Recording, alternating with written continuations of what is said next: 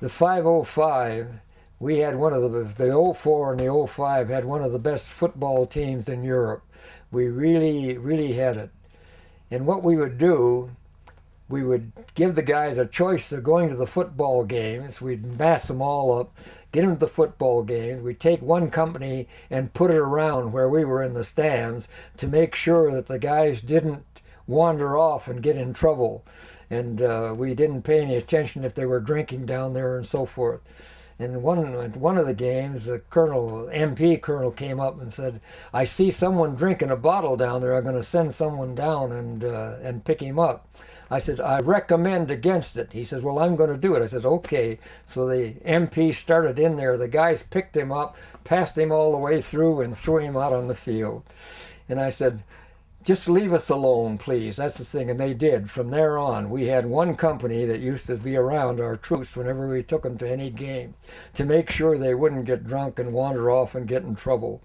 If they stayed home, we had a great big ditch we were digging across to drain our parade field, where the guys could work on that or they could come to the football game. And we did very well. And we had a big maneuver in Germany once a year. And on this Winter Shield maneuver, the 505 had attached a German tank battalion. We got the German tank battalion and gave them one of our companies. We took one tank company and we made 3 task forces. And the division commander, when he watched us, what we were doing for the exercise, he says, "This looks like 3 battalions. That isn't good. We're supposed to be doing things new." I said, "No, sir. These are task forces. There's a task force, a German task force with one American infantry company.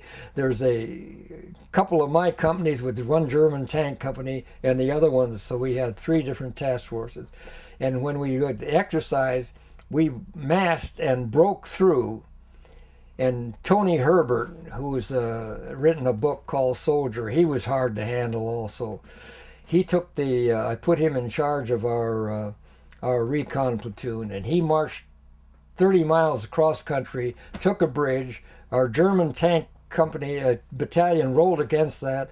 We went all the way in the rear and ended up in the enemy's artillery. They had to call the maneuver off. Our outfit was absolutely outstanding. It was the '04 and the '05 were great. The Airborne troops, I mean, that's the sort of thing that makes you proud to be part of the Airborne, what they do. You get 110% out of them. Okay.